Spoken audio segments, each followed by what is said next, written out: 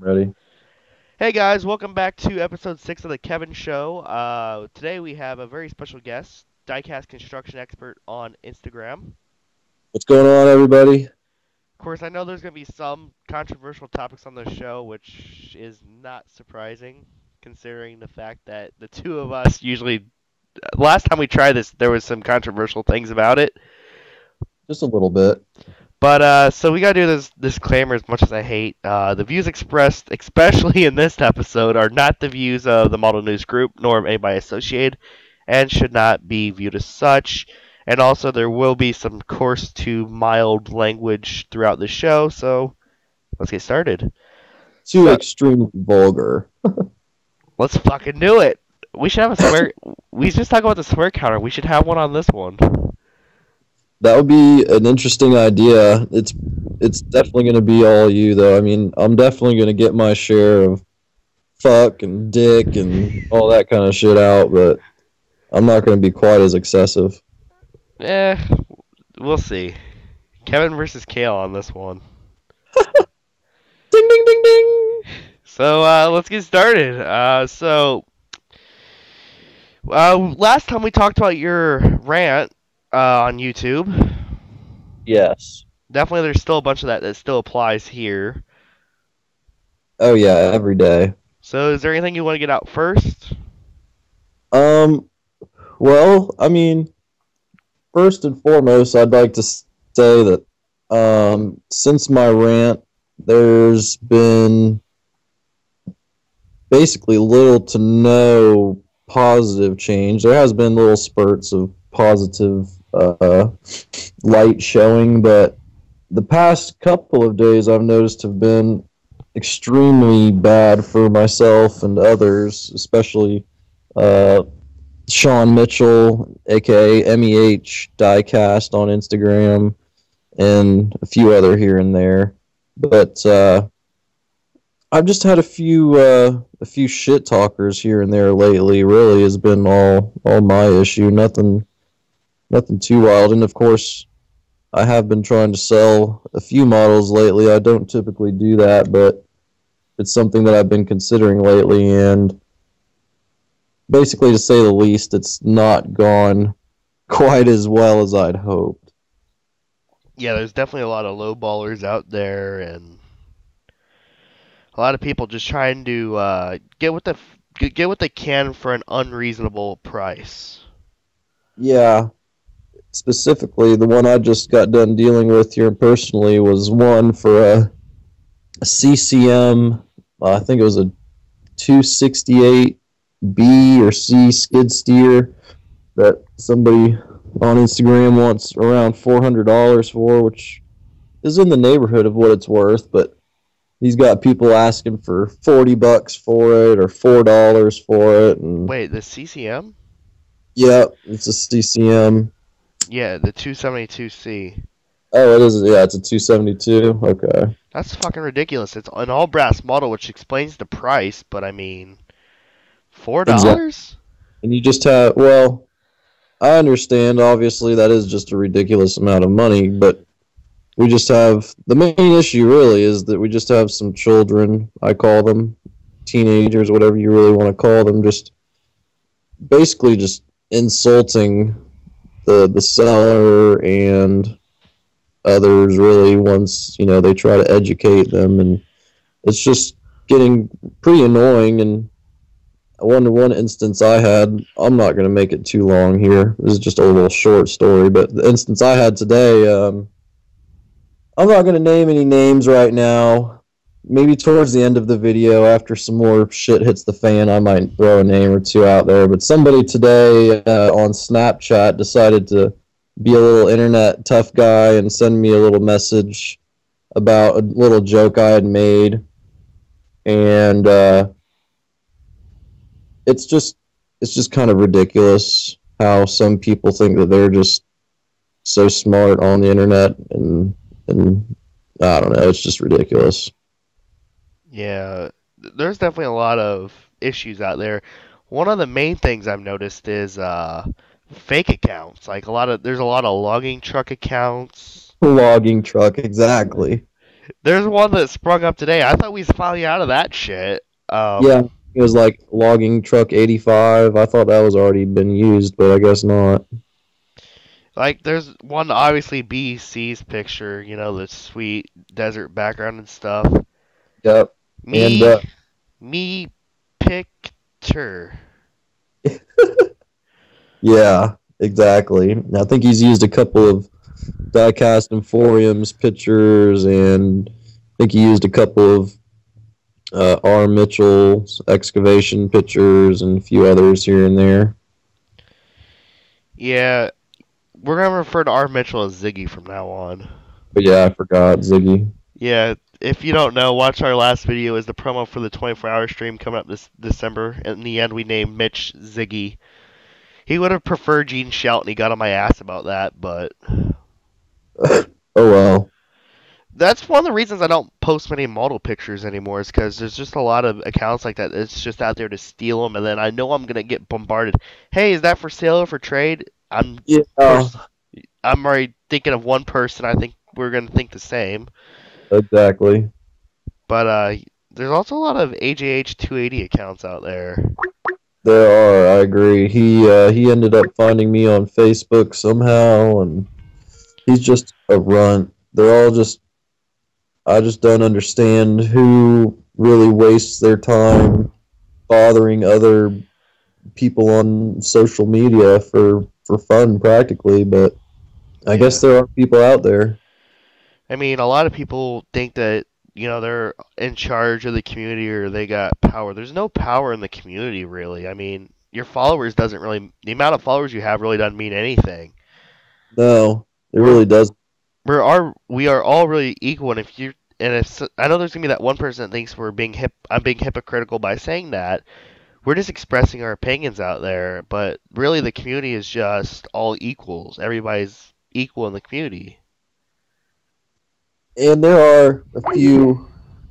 I know it sounds wrong, but there are a few exceptions here and there. There are some young kids out there that, although they may be into the community, they are, a little rough in terms of being annoying and asking questions that some people may or may not have already answered for them and stuff like that. But for the most part, I definitely do agree with you. Yeah. And come to think of it, one thing I do find annoying is when people call our stuff toys. Oh, God. That pisses me off like no other. Toys are plastic and are meant to be played with in a sandbox. These aren't toys, for Christ's sake. No, it's rather expensive to be considered a toy, for sure. Yeah, really, it is. Well, I shouldn't say all of them, but most of the models out there are definitely on the rather expensive side. The exception there being Ertl. Of course. Ertl. Gotta love a good old-fashioned Ertl model. Hold on, let me get in my southern accent. Here we go. I've said it once, I've said it 100 times. That John Deere 470 excavator from John Deere is one of the best models for the price in 1/50th scale if you need an excavator. So go up 3,000 toys and pick up a John Deere 470 excavator by Earth in 1/50th scale. You know what the good old saying is? Nothing runs like a deer with a cat on its back until the link boat ate them both, and then the link boat got smashed like a bug by the 385. You're damn right. I had that last little part. McLean had the link belt part, and I don't know who the fuck created the rest of the part. I'm kind of like, I don't know. I'm weird whenever it comes to my excavator preferences, but I'll take a good old fashioned link belt any day of the week. Personally, I'm not too prejudiced against link belt. Not really. Well, the cranes do kind of stink, and by that I mean they actually do smell terrible. They're older cranes, which is ironic because the picture is of a link belt crane for this episode. Oh yeah, is it? Yeah, it is. I don't see anything wrong with that. Nah, not really. Of course, the shit I went through to get that picture, I had to go through farmers, mainly farmers, mud, gravel, a 345. Yeah, pretty much. I had to act like my car was broken down just to get through. Like, I made the simplest little thing to make my car not work properly. They fixed it easily, and pretty much they sent me right down where I wanted to go to get to the crane. The police, you mean? No, the farmers. Oh, the farmers.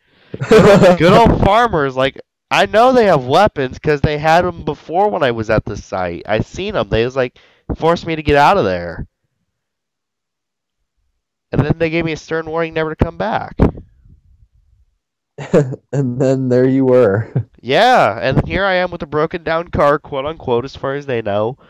And yeah, I actually made it through. And then I realized I didn't get enough pictures of the 345 because I only had two, and they weren't really that good because of sun glare. So I went back. I parked I my hate it when that happens. I sort of parked my car in some of their corn, but I walked about half a mile back and then got the pictures and walked back and left. Just like that. It was easy. It was supposed to be a 20-minute trip too, and it turned into 2.5 hours. It happens. A rough comparison: Black Hawk Down was supposed to take a 30 minutes, and it took all night and half the day the next day. I guess you could compare it to that. Except for nobody died in this one. Yeah, that's true.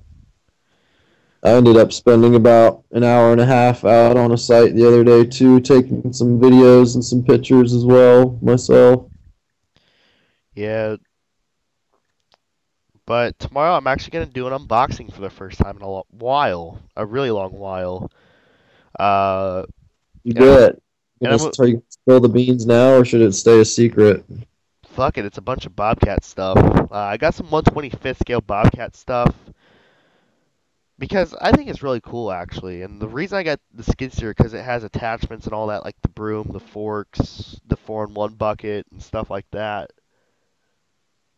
And actually, I never would have got one, but I got one for my a 125th scale. Is the S185, and I got it for my birthday, and I realized how cool this thing actually was. These 125th scale Bobcat stuff, and they're only $30 too. Yeah, they are really cheap.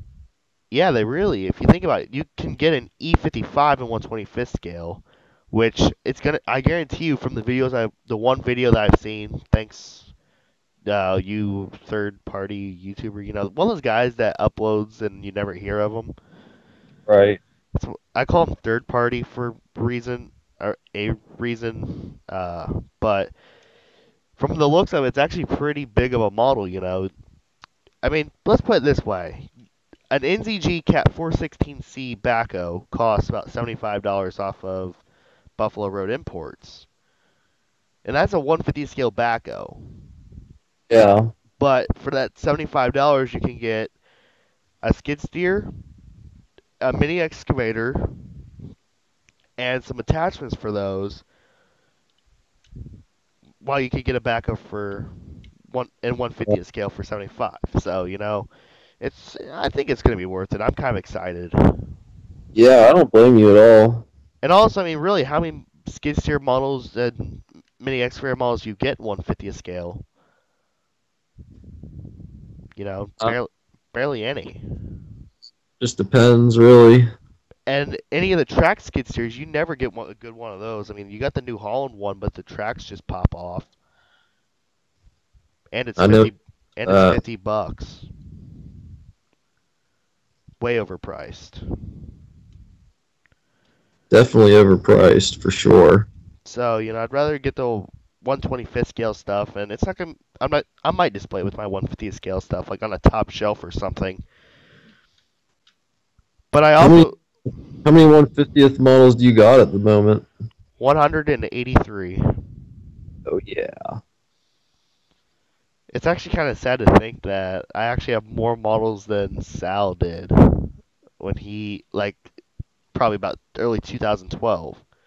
Yeah, I think he was going for kind of quality over quantity for there for a little bit.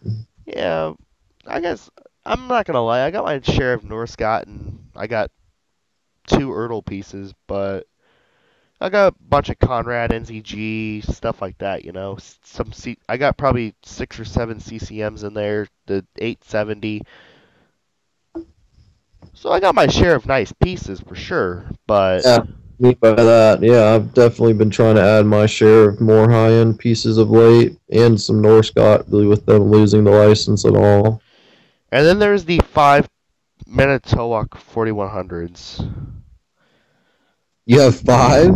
Yep. I got the three. I got 2 to 3 liveries. I wanted to get the lamps in. I got a tower. I got the clamshell version or whatever, clamshell dragliner, whatever. That's 3. And I got one in the box I never opened. I believe that's also a tower. That's sick. I've always thought about getting one, but I've just never gone through with it. It's sad that my closet, it used to be like any other closet for clothes and stuff, but now it's just become a box house. It And, happens. and a decent chunk of it is, well, taken up by a Roadtech shipping box. Like, let's put it this way. You could probably fit 4 Xbox Ones in this thing. It's so big. Yeah, that is pretty big for sure. I And have some breaking news. I have gotten in touch with DiecastEmporium, and he is trying to potentially log into his Skype account. oh, this is gonna be awesome. Like, now I'm kind of excited. He's working on a little bit of a short time frame as well, so it should work out rather good. Yeah, so there might be a little Skype interference with this. Of course, as you know, Skype is what we use to communicate like any other sensible person, because the phone, over the phone stuff doesn't really work, but it is possible, but not recommended. It's definitely not ideal in the end. Yeah, not really. Plus, I can't hook my phone up to my laptop. Yeah, exactly. But like, I got this Rotec outer shipping box that can fit 4 Xboxes in it, and all of that just for the shuttle buggy. Just for the shuttle buggy? Yep. Like, you could. I thought at first when I seen the UPS guy, like, he was manhandling this fucker, and I thought that they threw all 3 of the models in there. But when I opened it up, like, all of a sudden there's like shit tons of shipping paper, and then there's just a shuttle buggy. I would have been so let down. It's probably Yeah. the only box that they even have to ship any of that stuff with. Yeah, true, but the shuttle buggy is I'm gonna be honest, it's not the most functioning model ever, but it's still really cool, and I can't argue with the price I got it for. Yeah, I'm definitely glad that I added mine to the collection. It's definitely an essential piece to anybody that's a asphalt slash roadwork model collector for sure. Yeah, and the fact that I actually got to operate the machine made it that much more special to get the model of it. Yeah, I know what you mean by that. And to put it in perspective, it's like driving a noisy, screamy bitch of a car with no windshield. Yeah, and going like 2 miles an hour. Yep, pretty much, yeah. Because you can't see out the front of it that well because of the hopper and all that. And then the conveyor, that's pretty much all you can see out of. And if you're afraid of heights, then, You're pretty much screwed. yeah, pretty much. But I last time I was around a shuttle buggy actually working, it was for 19 hours straight. I've Uh, been around one not in a while myself. Actually, it's kind of interesting that that was the last day at the roundabout site, or one of the last days of actual work. And I actually got contacted earlier about by the IT-28G operator, which gave me the oh so famous 3D hat that I was wearing in the selfie that I posted. Oh yeah, selfie. Yeah, you I love gotta. I love your Instagram selfies. They get me so good. Well, I had to rock the model news shirt, so why not do it that way? Yeah, I know what you mean. I had to. She six. Shout out to six. Uh-oh, I got Tommy calling me. Is that an issue? No, go ahead and add him. Oh wait, hold on. No, we're good to go. We're good. No. This should be good. Speaking of this, I just got a call from Ziggy. And Let me see here. if you don't know who Ziggy is, back up about 15 minutes or so, you know. We'll pretty much tell you flat out. Ziggy is Mitch. Oh fuck, I just ruined that one. But I just got done. I just stole a Great X magnet. From off one of the work trucks. No, off of one of their rental machines. Ha, that's funny. The thing is, though, I ended up going through a marshy little swamp, and well, my legs are black. Ha, God damn, these places. it happens. Yeah, shit does happen. And again, Instagram DM goes off. But I also did get the two 150th scale Bobcat models, the E35 and the S750, I believe it is. Those were sort of a must, though. I mean, come on, Norse got all they got left is Bobcat in reality. Yeah, I mean, currently, I mean, they don't. They used to have a little bit of Liebherr and I actually had the Liebherr Dozer, but that went up to Canada. who did that go to? Pushy 6, bitch. You sent that to him? Yeah, might as well. It's a model I never really had use for because the tracks didn't roll, the cylinders fucking sucked, so it was a pretty typical Northcott model. He's starting to get a pretty good sized collection of dozers up on his end. Of course, one of the D6Ts was mine. Oh yeah, Yeah. man. We need to start seeing his collection and Let's Dig 18's collection again. And Let's Dig 18 has like a retardedly huge collection. Yeah. And then the one piece left of Sal's collection,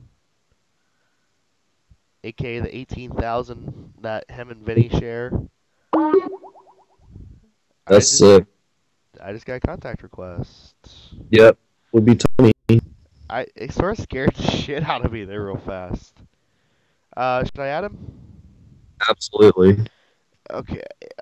Stretch. I don't typically do this, but this is a special occasion, I guess. So cheers. Yeah, this is going to be awesome. Half his profile just. Hello. Okay, everybody, welcome DiecastEmporium to the show. Hey, what's going on, everyone? Thanks for having me on, guys. Yeah, no problem. It's sort of last second sort of thing. No, it's fine. I just got home. It's not a big deal. Yeah, but it's awesome to have you on. I've actually been really curious to have you on here. Well, I'm happy to be here. So let's get this thing rolling. What were you guys talking about? North Scott having just the Bobcat license left, and some of the Bobcat stuff I have coming in tomorrow. Oh, very cool. Yeah, I mean, the whole thing with Norse God, I know you alluded to it in your model news show a little while ago, but really, I think it's just a terrible situation all around. I know a lot of people were happy to see it. I, for one, was not one of those people. So. Yeah, I'm myself. Actually, the second the news broke, I went right for my credit card and started buying stuff. Probably a smart move. I got 3 of the 627s coming in. Good lord. From Tonkin, you mean? Yeah. Yeah. Well, it's a great model. I know many of the people that probably are watching this have seen our videos, but yeah, the 621 and the 627 are great scraper models. The only reason that I got the 627 is the fact that it has dual engines and it has the push-pull feature, and it's the same price as the 621, so you get that little bit more. Right. And I think if you buy 2 of the 627s, you can set up a great push-pull diorama. I'm actually curious because I got 3 of these 657s, and I kind of want to do 657, 27, 57, 27. Well, the 657 is substantially bigger. Larger, So it kind of looks a little goofy when you put them all together. Yeah, I'm actually curious to see how this will turn out, though. Yeah. But I loved your paving collection video. Well, thank you. Just kind of something I threw together and got home at a reasonable hour, and some guy on Instagram, I don't even know what his name is, he was asking me, not really asking, more of pestering, pestering me to do a paving update. So to suffice him, I finally went ahead and did it. Yeah, I'm glad you pointed out that the screeds on the cat pavers are different, varying from the canopy to the no canopy version. Yeah, there's I wouldn't venture to say that the size is necessarily different. I'm talking, of course, about the screed, but there's definitely less graphics. Like, I think actually the ones without the canopy are way more detailed than the ones with the canopy. Yeah, I almost wanted to ask which one do you like more, so...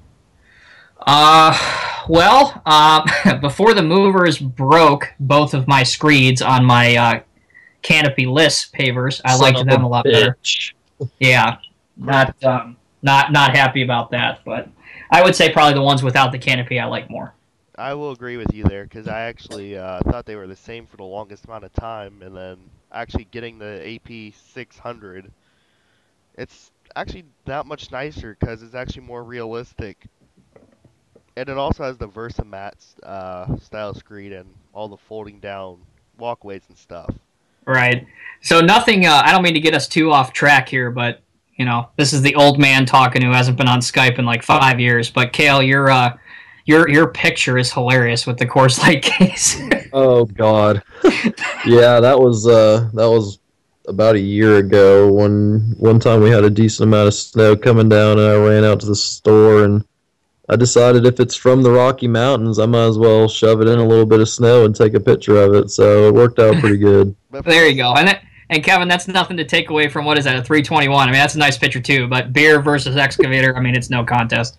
Of course, you guys choose the beer towards the one straight edge guy here.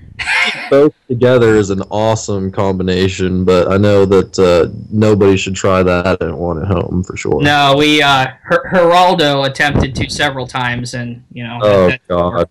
So, yeah. Let's put it this way: we got beer, excavator, and selfie. These combinations. I'm still waiting for Mr. DiecastEmporium to upload a selfie, maybe with the new shirts that come in potentially. We'll see. Well, there might be a selfie with the new shirts, but you certainly won't see my face on it. Oh, come on! I did a selfie with my new shirts. Yeah, well, honestly, if I could have figured out how to upload a picture on this thing that wasn't a selfie, it wouldn't even let me sign on until I did it. So I was like, son of a bitch. Not really. You could skip this step, I believe. Yeah, apparently I missed that. Otherwise, I would have, for sure. Hey, Kale, we talk about selfies. That one I took, did you like that danger construction area keep out sign in the background? Absolutely, yeah. I've got one just like that actually in my house. That thing was completely 100% stolen from a bridge project. You took the words right out of my mouth. I was going to say, was that obtained illegally? Yeah, no, mine was not obtained legally either, unfortunately. Well, let's put it this way. I mean, I was going to Burger King, and I seen one laying there, and I was like, you know what?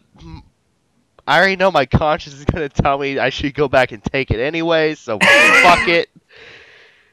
I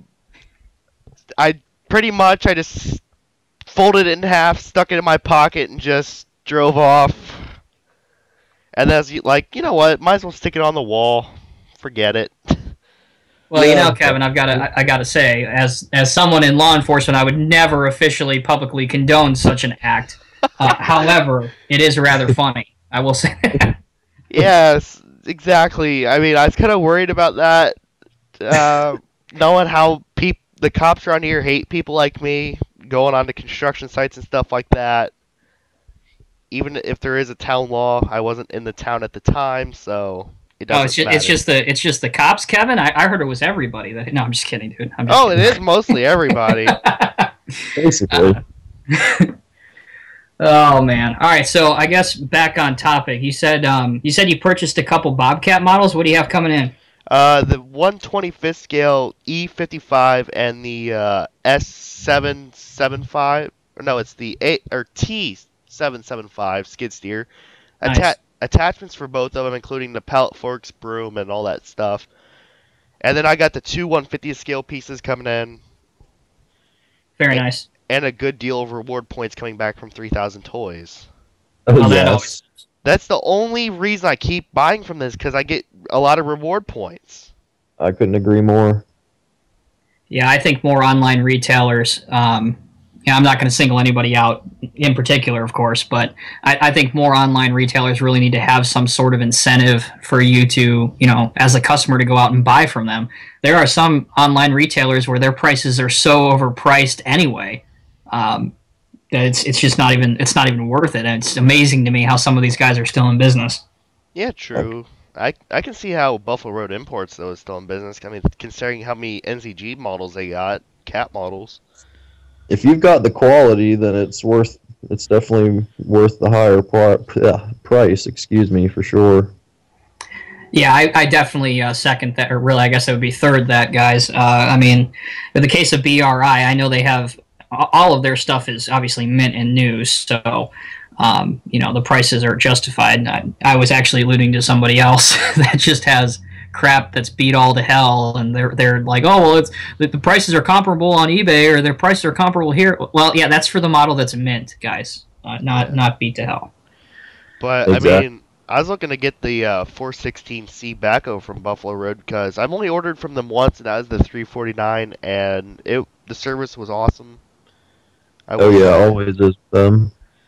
Yeah, everybody at I've never had a single problem with the guys at BRI. In fact, when I go back home here for the holidays, I'm definitely going to plan on paying them a visit. They're about 20 minutes away from my grandparents' house, so I'm really looking forward to that. Well, I just fucking realized that I made a mistake with the pallet forks. I got it for the wrong type of skid steer. This is what happens when I don't pay attention. I got it for the S185 instead of the whatever the hell it is. Yeah, I'm sure it can't be that far off. Maybe you can finagle a way to make it look acceptable. Well, the good news is I got the S185 as a birthday gift last year. So. Oh, there you go. Coincidence? I think so. There you go. But really, this is the first time I've been able to talk in a number of days. After the heavy hauler Tyler, I actually came down with pneumonia at the beginning part of the week. Not good. And I didn't have a voice for the longest time either, which kind of played mind games since I'm used to talking, since that's pretty much what I do. And so I'm finally glad I can talk and do this interview with you guys. Hell yeah. It's awesome to have you on here, though, Tommy, because I've been wanting to do an interview with you for a very long time. No, I appreciate you having me on, man. Like I said, it's just with my work schedule, it's very, very difficult to coordinate anything. It's just kind of as it comes. I mean, I would love to have a set work schedule, but unfortunately, it just doesn't usually work out that way. Yeah, I can somewhat see where you're coming from, since half my summer vacation was actually with the construction field. Like, they were knocking on my door for me to come out at weird times. One time is at 2:30 in the morning. Other times is like at noon. Is like, guys, I'm trying to fucking sleep over here, man. Sounds like my schedule. I actually went into the office at 3:30 a.m. this morning. So yeah. Of course, I finally got some sleep after they finished the final coat of paving, which that time was the 2:30 in the morning, and let's just say this, I actually fell asleep in the center of the roundabout in the middle of the day. Like, it's 90 degrees out, and I'm sleeping on red concrete brick. Well, concrete pattern brick. Or wait, that's backwards. Brick pattern concrete there. And all of a sudden, they purposely drive the shuttle buggy screaming away right past me. Just to wake me up. Nice alarm clock. Yeah, it was. I had a headache after that. They didn't actually quit until probably 20 hours after they started.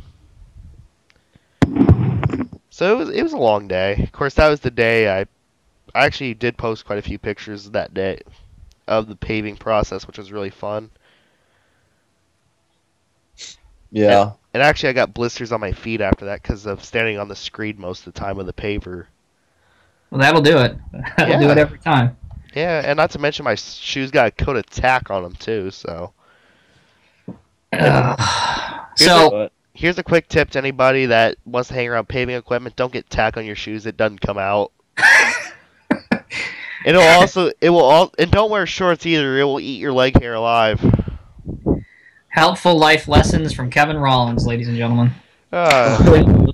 Look, yeah, Helpful Life Lessons 101 by Kevin Rollins. I mean, the show is Model News 101, so why not add another 101? There you go, 101, 101. Yeah. Oh man. So I have a question for both of you guys. I'm not sure which of you wants to take this first.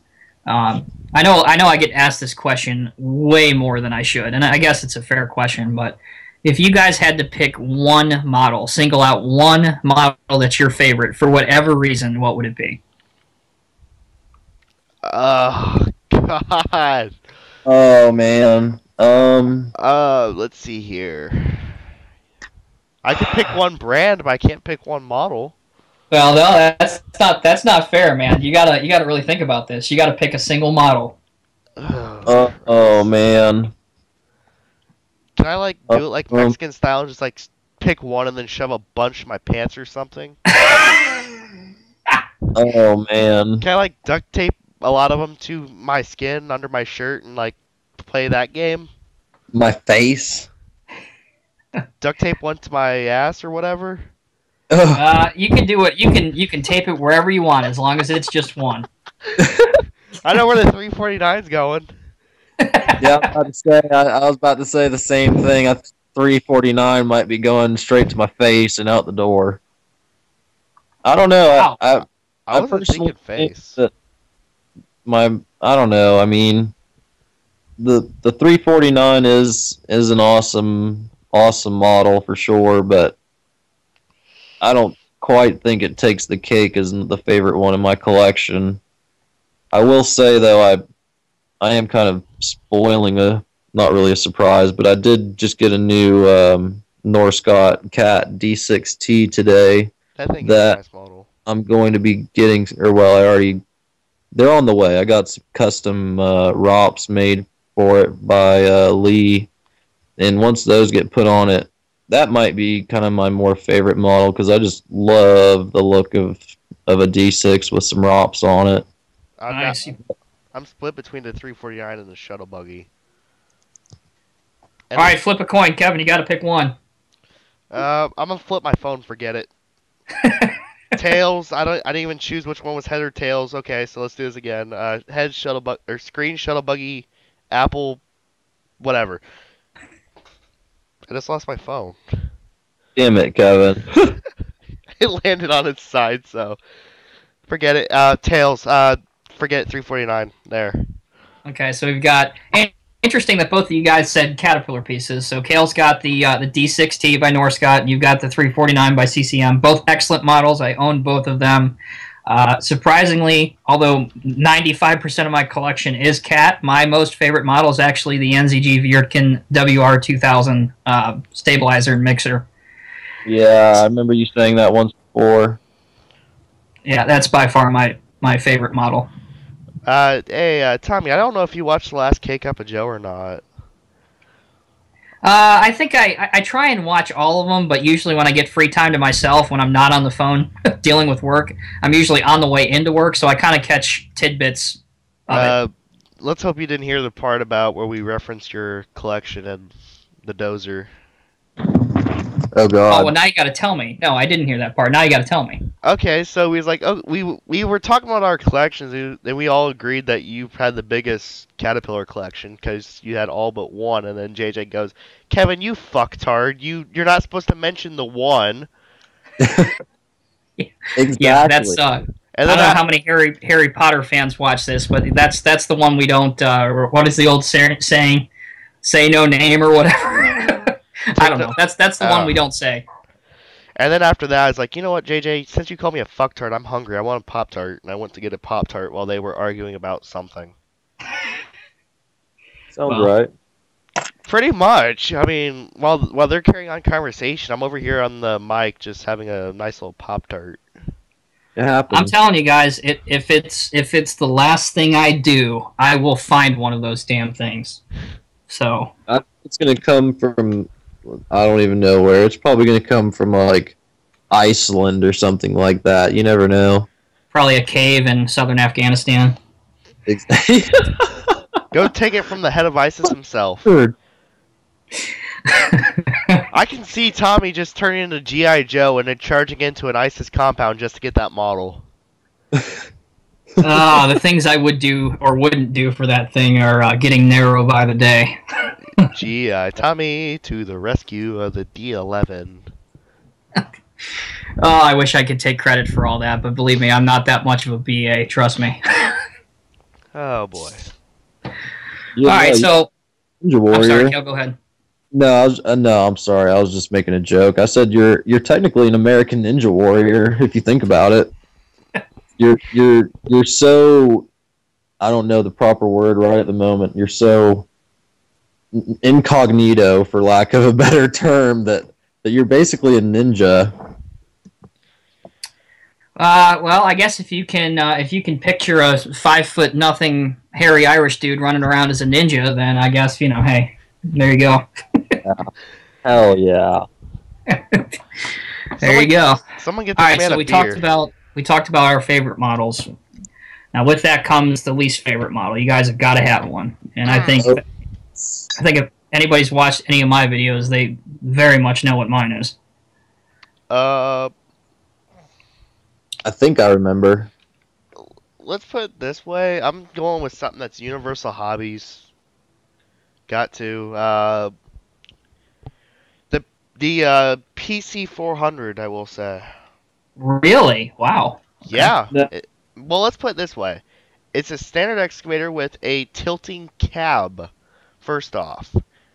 Good lord. The tracks are fucking plastic, and they're hook link, so... And most of the machine is plastic. But it has a nice bucket, though. Alright, fair enough. Yeah, I can see where you're coming from. Let's see. I guess the first one that came to mind was the original Cat Norscott 320CL. Oh. Damn it, Kale. Oh my god, the cab on that thing was like... The cab, the tracks, the functionality, the detail or lack thereof. The tracks, I mean, that was barely livable. The functionality, that was better than a lot of models, I will say. And at least, like Erdl, John Deere 200 series models. But that cab, though, was just...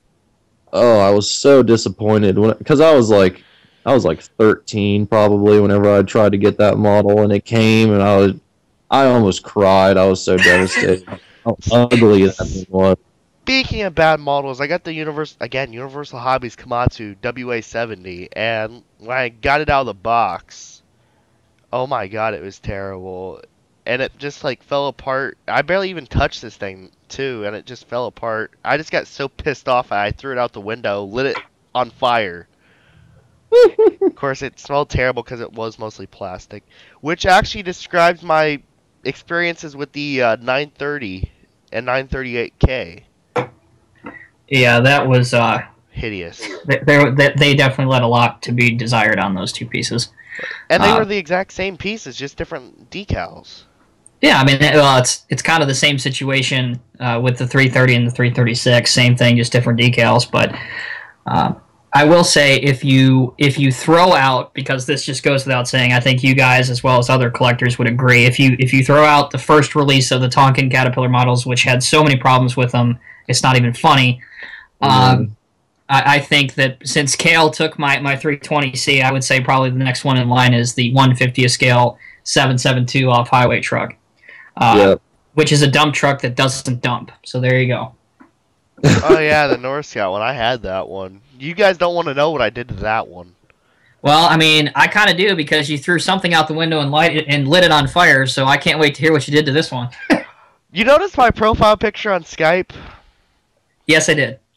Well, I had that model for all about a year, and I wanted to have a little fun, and I was playing with a GoPro, and I wanted to show off a little bit, so I played a little game called Bucket Smash. Oh God. Oh God. Hell yeah. Now, I'm going to put it this way. Ziggy, aka Mitch, he wants to play Bucket Smash with a certain custom model that he built for somebody, and he's just like counting down the days until he can. He wants to actually use a plate compactor on the back of a backhoe for this one. Oh, that's awesome. I'm assuming this is a model he built for somebody who committed to pay but didn't. Is that kind of the story? Yeah, pretty much. Okay. We just refer to Mitch as Ziggy, though. Fair enough. I've been wanting to do that to a couple of models myself at work. I've been wanting to do that to a couple Instagram users, but I think that goes without saying. I couldn't agree more. I mean, here's the deal, guys, and I hope, if this does end up being a model news, YouTube video, which I hope it does. It will. I hope that the younger people who actually, watch this and really want to be involved in the community, listen, I'm not going to speak for Cal or Kevin, but I'm here to answer any questions you may have. Just take 2 seconds and make sure that question hasn't been asked 30,000 other times. That's all I'm saying. Don't worry, we already put the disclaimer at the beginning of the video, so you're good to say where the fuck you want. I mean, I just think, hey, the younger collectors are obviously the people who we need to really gear this to because they're the ones that are going to carry this on and therefore probably going to be the ones we're selling our models to down the road. So, yeah, obviously we want this community to be healthy and we want it to continue to grow, but, I mean, don't ask stupid questions. I'm sorry, but... it's just it gets really old, and all it does is irritate us. And you're not cool. You're not doing it for attention or whatever. I don't know what you're doing, but just stop. That's all I got to say about it.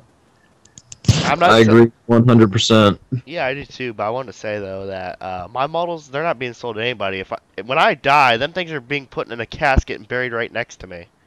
Oh really? I wanted to run them over with a plate compactor on the back of a backhoe. I'm just kidding. You're the second person that's actually said that. I'm only kidding, man. I'm only kidding. I know.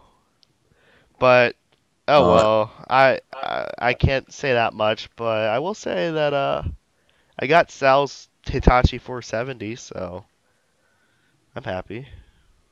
Yeah, I wish I would have been in this community when Sal was around because he seems like a really, really great guy. Obviously, he's a very knowledgeable guy, and I would have loved to have networked with him a lot more. He is a really great guy. I mean, he's still around. I mean, I still talk to him. He's coming around here and there. The more, and yeah, as far as what I was saying earlier, sorry, Cal. No, I don't. I don't want anybody to get the wrong idea. At no point soon, or am I interested in selling any of my models. I'm just saying, by measure of full disclosure, eventually that time may come. It's just not anywhere soon. Not anytime soon. Come back in about 50 years. Yeah. Yeah, if I'm still alive in 50 years, if I'm not blown up somewhere.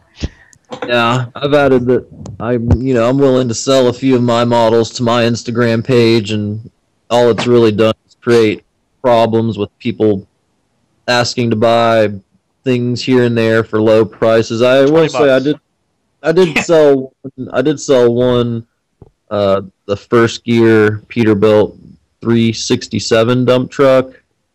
I did actually have somebody ask me for a lot. They gave me a lot more than what it was worth, and so that was good, but for the most part it's just a hassle to even try to sell anything on Instagram. Very rarely will I sell a model, and I say that because I have sold a couple, but usually those are to people that I know and trust and, I'm good friends with. Right.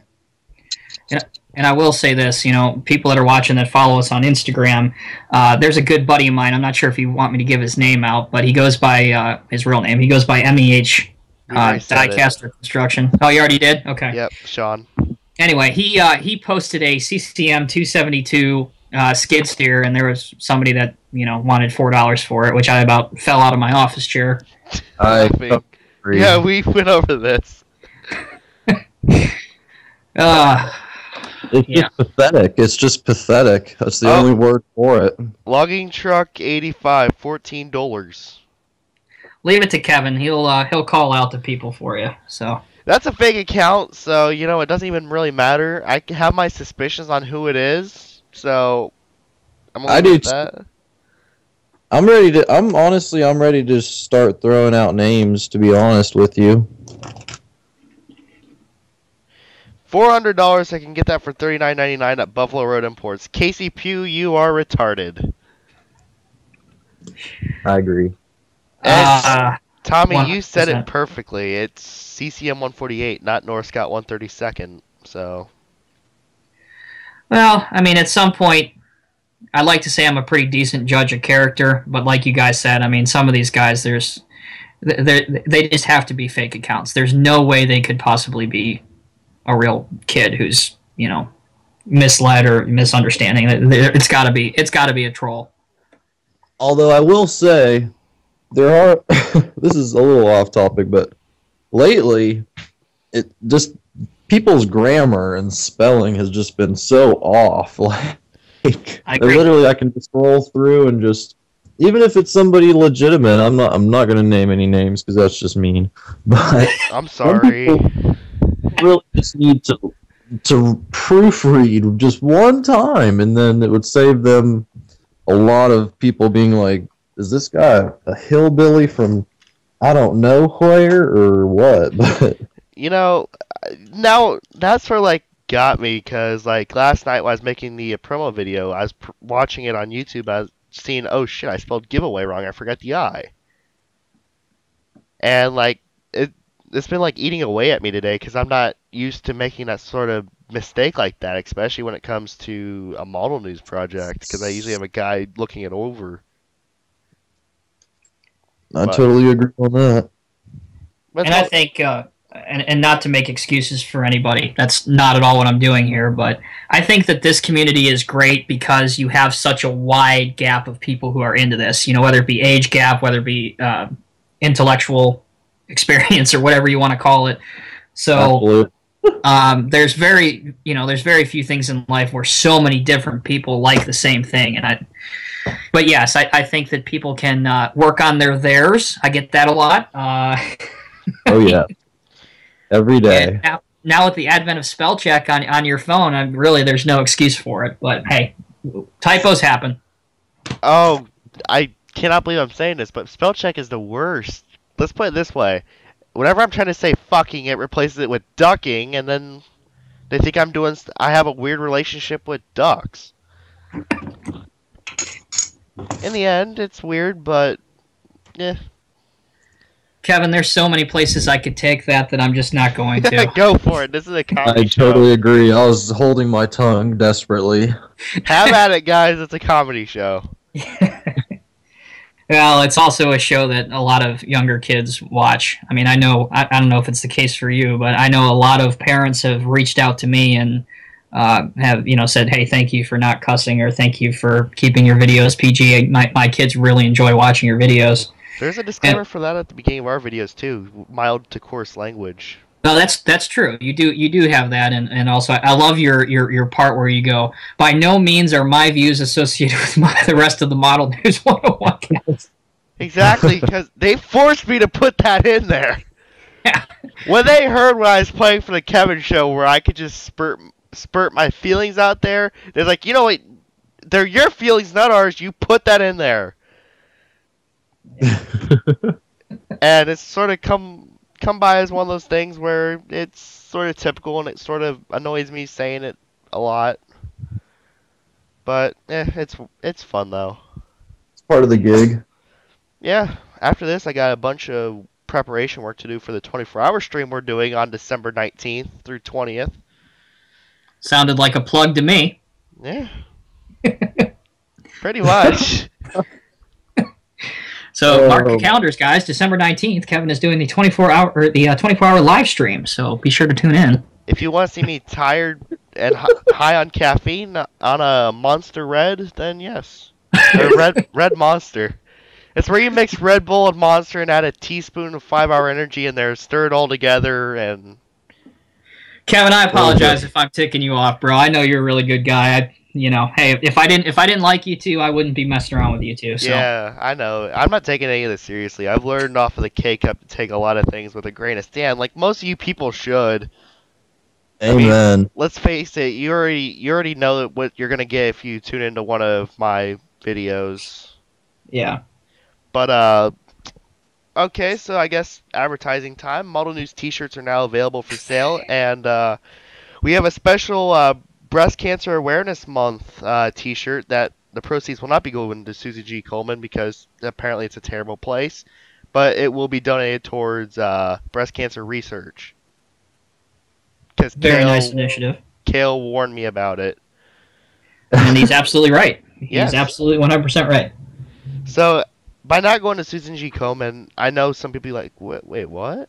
Well, I mean, most of the money does go toward their CEO or whatever, and barely any of it goes towards breast cancer research. So we'll actually donate towards research, and no proceeds, 0 cents. Actually, I'll be donating some of my own personal money towards it, since my aunt died of it a couple months ago. So I'm sorry to hear that, man. Actually, my mom is a survivor, so believe me, I understand where you're coming from. Yeah, and actually, I'm going to do something special, though. All Model News t-shirts that are sold during the month of October, all proceeds will go towards that, pink or not. Give this man a broadcasting deal or something. You need to be a sales rep. Hell yeah. Okay. God, it was at a furniture store. I was 12. I sold a couch. I still can't believe I sold a couch when I was 12, but... You sold it, or was it like the Road Construction Ahead sign and you managed to take it without asking from somewhere else? Oh, I sold it. They's like, you know what? You should hire this little guy. It's like, either you're being sarcastic or I actually like you. But yeah, all money made off the Model News t-shirts will be going towards breast cancer research. So from now until October 31st, the first shipment will be coming in hopefully Friday. Because t-shirts do take time to make, as Tommy can attest to. Yes, I certainly can. Speaking of which, if any of you who are watching have not already bought your Diecast Emporium t-shirt, you can reach out to me at Diecast Emporium on Instagram or Facebook.com/Diecast Emporium if you would like to purchase a t-shirt from me. They are rather cool looking, very comfortable, and yeah, get one. I love it. Yeah, so, Kale, where's your t-shirt? You know, that's something that I've definitely been considering. I've kind of been putting it off until some certain landmark has been achieved, like 10,000 followers on Instagram or something. So, like tomorrow? I wish. Any day now. Yeah. But no, I'm just I'm kind of just trying to figure it out slowly. I've been partners here not too recently, for like a month or two, with another page called Heavy Equipment 24, Heavy Machinery 24, and he's based out of Fiji, actually, and him and I have actually been talking about maybe doing some t-shirts and maybe like a hat design and some stickers and stuff like that. So we'll see what happens with that potentially. There you go, dude. A hat's a really good idea, considering there's already t-shirts on the market. You know what? I forgot to mention more advertising time real fast. For the 24-hour show, we will be giving away special edition white Model News t-shirts, and anybody who participates will get a free Model News t-shirt with the name of all the participants of the show on the back. The t-shirt will be limited to those that actually do participate in it, and they will get it for free. Holy cow. Free t-shirt time! Yeah, who doesn't like a free t-shirt? Let's be honest. Yeah, well, I have not taken my Model News t-shirt because I still can't believe I have my own t-shirt. Yeah, dude, I'm with you, man. When I floated that idea out, before you guys had the idea, I couldn't believe that there were actual interest out there. That's what means the most to me. I mean, yeah. the fact that people actually watch our content and really enjoy it is what gives me the most satisfaction in doing this. I agree. I don't know where you get your t-shirts made, but they cost a shit ton to make. They do. They do definitely cost a lot of money. And mine are, Kevin, I can't speak for you, but I think yours is only one-sided. Is that correct? For right now. Okay. Mine, where I got mine made, it was, I couldn't believe how much more money it was to have graphics on both sides of the shirt, but I went ahead and did it anyway. Yeah, I get mine done at Custom Ink. They actually do a pretty good job and all that, I will say. Mine are made at a buddy of mine's custom shop right around the corner from me, so it kind of stays in the family. I like to support local businesses, which is why I get my models from hobby shops if I can. Yeah, but I do have a new collection to my, or new addition to my borrowed property collection. All right, do elaborate. Great X magnet. Alright, so Great X, the guys that are doing the expansion site, they like to put magnets on all their rented machines to make it look like it's theirs. They like to put their own magnets over the rental stickers to make them look bigger, so, you know, I just sort of borrowed one until they leave. Wow. Was that the case with your excavator tooth, too? I don't remember how that Now started. that! Okay, okay, now this one's good. A lot of you guys remember the Roundabout site because it's the best site ever for me, and I got to operate stuff, and I have the people from 3D still messaging me on Facebook. Yikes. And they actually... Okay, so the 240 case that they had there was digging up bits of old road and millings and stuff, and concrete, and beat the fuck out of the bucket, and it lost all but one tooth by the time it was gone. Literally, while he's crawling it up on the lowboy, they shook the bucket real hard, and one of the teeth fell off. So in the area that they lost most of their teeth, one got buried into the ground, and I was actually playing around in the skid steer, and I heard a big clink on the bucket, and I went around, saw something shiny in the dirt, and pulled up an excavator tooth. Now that's a good story. And now they actually told me just to keep it, just don't show the foreman or let him know that I have it.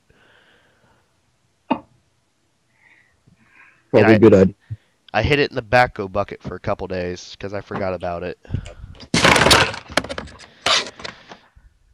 But well, I don't have any interesting stories stolen, like that. Stolen products, borrowed products. There, that's the word. So, Kev, I know this is your show, so feel free to stop me at any second. But I figured we'd get back to actually talking about models for a second. Go for it. I wanted to ask both of you, what do you guys got coming in? And I apologize if you already covered that before I, called in or whatever. But I would like to know what are some models you got lined up coming in.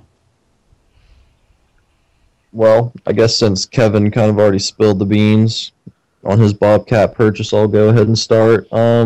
Right. Let's see. Let's try to get this all in track here. I guess this week is going to be, I've got a trench box, a bedding box, and a little diesel fuel tank, and the custom ROPS that are coming in for the D6, all done by Custom Styrene, also known as Lee. Also, he's working on a 3x3x3 custom trailer for me, and that is going to be just insanely sick. I cannot wait to get that. Let's see, what else do we got coming in? Got a few other things that I can't even think of right now. But, I mean, I just got done getting, just a ridiculous amount of stuff from MEH, Diecast, and just a few other places. I got, I don't even know, 6 or 7 models in a lot that I got from him, and then I got one other model from him, and I've just been getting a lot of models, been blowing a lot of money lately. Yeah, well, you got to live a little bit, right? That's my mantra for it. Yeah, I should be saving up for a motorcycle or a new car or something like that, but no, I just am addicted to these little models, to say the least.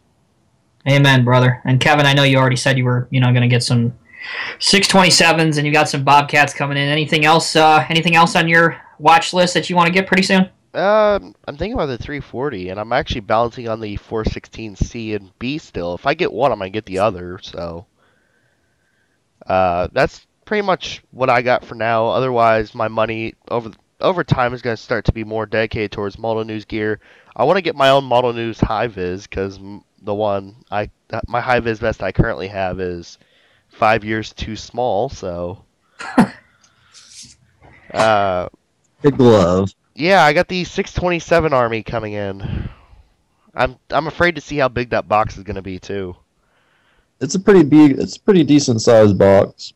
Yeah, it is. It is pretty big, but like I said, it's, at least in my opinion, it's substantially less big or smaller than the 657 if you've seen or if you have that. Yeah, I got 3 of the 657. Wow. If I get one push pull, expect me to get more because push pull. Right. Hell yeah. Because it's push pull, it works. Tommy, I've seen you've been kind of seeming to dive into the 132nd models here of late with some of you were looking at an older Komatsu by Joel excavator, I think. Yeah, no, I was looking at an older, good lord, what was it, PC 400, I think. Yeah. By Joel, which looked really nice, and I actually looked up a couple of YouTube videos of it, and I was like, all right, sweet, I can get a 1/32 scale, larger excavator. I have, obviously, the mini excavators by Norscott, one by Bobcat, but I wanted a bigger piece. So I went on and, I priced them out, and I couldn't frickin' believe my eyes what these people were asking. And has Joel made some great models? Yes, they have. But I cannot justify paying over $200 for a Joel model. It's just not going to happen. Well, considering the fact that Joel is recently out of business, I mean. But this is like a 15-plus-year-old model there. Yeah, it's pretty old, and it's in the older Komatsu livery from the early 80s or late 80s, early 90s. Yeah. I always liked so it that is livery. nice looking, but as far as stuff that I definitely have coming in, I do have that Bomag coal planer that's coming from Germany. It's a BM 2000-60, so who knows when that'll get here, but yeah. That's coming in, and I may be, this is the first time anyone's really heard of it because it hasn't been on Instagram, but I may be getting a Volvo 1/50 scale paver as well. I'm not sure yet. I just have to pay the other bills first before I buy any more quote-unquote toys. Did you check their online merchandise store for that? I did, yes. Yeah, that's what I figured. Actually, go ahead. I was just gonna say, I think it was listed on there for like $84, so it wasn't, it certainly wasn't insurmountable. But by the same token, those of us who have had any amount of motor art models, you kind of get a little wary when you're getting up there for motor art models in price. That. Yeah, one of the models I want to get is the Wirtgen, the slipform paver, aka the curb paver. No, I actually And you were close, Kevin. You were so many people. I was just about to say, let's hear it from Tommy. Let's hear it from Tommy. Here we go. I knew he was going to go. Wait, there's a correction here. Man, I hate when you guys put me on the spot. That wasn't where I was going with this. But hey, it is, at least to my knowledge and my pronunciation, it is Wirtgen with a V. It sounds kind of goofy, but that's how you say it. 100% correct. Actually, I think it was JJ in the last K Cup. He's going, oh, it's Wirtgen. No, Wirtgen. Fuck you, it's Wirtgen. Those freaking Germans. I mean, geez. God damn it, Germany. Why can't you, pronounce or get words that we can pronounce? There. It's the same thing with, with the Wirtgen Group's paving lineup, which is Vogler, and it looks like Vogel or whatever, but it's actually Vogler. But at least they made their compactors and asphalt rollers easy for us Americans to pronounce with ham. So hey, there's that. Every time I see my ham models, I want fucking ham. I'm being serious. Every time I see those two, I fucking want ham. I'm so hungry. And before you said that, I was gonna say, you know, every time I thought of Vogler, I was thinking grape. I was close on pronouncing it with grape juice. Hey, you're getting better. That's all. Improvement's a good thing. I guess. I mean, I started out at Tabasco sauce. Oh my god, I'm getting Thanksgiving dinner here. But no, going back to what you were saying, getting back on track here. Yes, the slip form paver is an awesome model. I do have it, and if I get 5 seconds here soon, I'll see if I can throw up a quick review for it. But That'd be awesome. Yeah, it's pretty cool. Don't quote me, because I know they used to be. I haven't been on there for a while, but the Virkin America online store may still have them. For significantly cheaper? I still have one or two. Yeah, they're gonna be substantially cheaper than anywhere else. Definitely. Actually, I thought it at first as wort gen, like a wort or no, that'd be a wort gen. Wharton. I don't fault anybody, because with that W, it does look like work gin, or a plethora of other names. It's just the pronunciation when you translate it, to English is kind of goofy, but Here, whatever. let's ask the expert. How do you wait? Damn it, Siri. It came up with wait. Well, that's my fault on that one. That's an experiment that did not work. Were you gonna ask me how to spell it? No, I was gonna ask Siri how to spell it. Okay. Of course, Siri has some of the best responses ever. But I would since know. we're- I'm an Android guy. Now, as for this one, who's your daddy, Siri? You are. Can we get back to work now? I love my personal assistant. But since we just mentioned a quick review from DiecastEmporium, I gotta say that outside review you did with the white carpet and the Volvo excavator with the matte granite, with the low boy and the dump truck and everything, that was a sweet review. I really dug that. Yeah, about that. The white blanket was down because the patio equipment that's at my new place that I just bought is really old and wasn't very well maintained, and I haven't gotten around to cleaning it. So that is why the blanket was down. And I really enjoyed the white. I think it made everything pop like crazy. And yeah, that's the other thing I was going to say too, Cal, is one of the biggest things that I dislike about my videos is I haven't exactly figured out a good lighting situation. So some videos are really strange when it comes to lighting, or there's a huge camera glare. So I am still working on that, guys. Bear with me. Just pay attention to the model and not the horrible shoddy camera work. Listen to the content.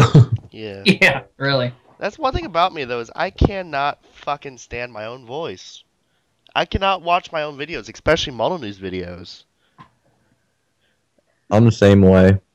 Now, I will say I've been able to choke through one Sal interview, but that's just about it. Of course, actually, I got a funny story about that last week. He was watching one of the interviews with Tyler, or Heavy Hauler, right?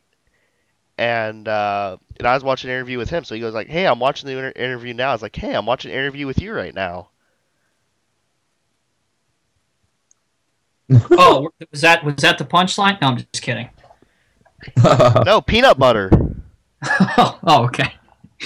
No, that is pretty odd that it worked out that way. And it was 4 a.m. too, so not to mention I'm in bed struggling to breathe with pneumonia. It was a very terrible time. Well, get better soon, man, for sure. I've had pneumonia way more times than I want to admit, and it's not a fun time. Well, I'm talking, so I am doing quite well right now. So, That's true. of course, I went to the doctor finally today. My parents actually got me to actually do it, and well, I had mildly strained vocal cords and pneumonia. So, of course, understandably, after the 3-hour interview with Heavy Hauler 16, which that was such an enjoyable interview. It really was, considering the fact that, me and him, we could relate to a lot since we were in the community about the same time, Yeah. But, Definitely. Man, I'm looking at my collection. I feel like something's missing. Something is missing. Well, something I'd love to have if I had an endless pocketbook or checkbook is that frickin' gorgeous 6020 CCM model. Oh my Oh my god. god. And Sean, he got it too. I believe he did, didn't he? Yeah, he messaged me and said that that he finally was convinced enough by me to get one. So I'm really looking forward to him getting it. But a little bit of inside information here. I actually called CCM today, and I inquired about picking up one. And the gentleman I talked to, who I'm very close with, I've done all of my models for the most part, other than two that or CCM I've gotten through this gentleman. Anyway, long story short, they're already back ordered. I think he said like 18 or 20 models. So I'm not sure how much more, if any, are going to be available to the collector market. But we'll see. At least directly from CCM, you're going to have to go to online retailers and stuff. Jeez. Of course, that's the way it was with the 349. Really fast. Yeah. The mass excavator version of that kind of shocked me because that one sold substantially slower than the regular version. It didn't surprise me though, because I mean, think about it. The 385 sold faster than the 390. That's true. Of course, people just don't like their mass excavators unless they're custom made, or as Patrick puts it, made by JJ. Yeah, JJ, CM Custom Models, for those people that may be listening that don't know for some reason, but he is awesome. His custom work is just spectacular. Also, one of the hosts of Model News. He's going to be having his own show here shortly. Well, I'll be tuning into that for sure. He still has yet to think of a theme for it, but I don't know. Of course, we actually had a request for people. We have people. We like to be interactive with the community. Let's put it like that. Somebody requested we do a Trailer Park Boys themed show. A Trailer Park Voice theme show? Trailer Park Boys. Oh, boys. Okay. Yeah, you know the Canadian TV series that is very vulgar. All right, I gotcha. A lot of alcohol, whores, dope, cussing. Pretty much, actually. They actually hold the record for most cussing or most swears in a single movie. Wow. Just a little fun fact. Yeah. I would have thought maybe one of the one of the Boondock Saints movies would have taken that cake. Nope. Actually, it's called SwearNet, the movie. Huh. And if you got Netflix, it's on Netflix. But yeah, there's some weird instances in there. But at the end, there's like an epilogue where the real guys meet their characters, and I would actually love to do that for the end of the 24-hour show, where it's like me as an everyday person meeting the Model News, the kind of guy you're talking with right now. Because in real life, I'm a lot more proper. I don't cuss as much as I do now. And I'd love to do a part where it's me on one side of the table, me on the other side of the table. There's collector, host, evil, asshole me, and then normal, everyday me over on the other side. And like at the end, be like, great show. No, fuck off. Where's my money? It would be funny, but, you know, I don't see that happening. I don't have the technological resources that I wish I did. Of course, that's why we've been uploading a lot more content recently, is because we do have the technological resources. We have a lot more technological resources, I should say, than we did before, so. Which is great. Yeah. I mean, for me, speaking personally, I have simply a cell phone. That's it. What you see is what you get. That's why all my videos are one take. There's no editing. There's no cutting. There's no special effects. It's just one thing.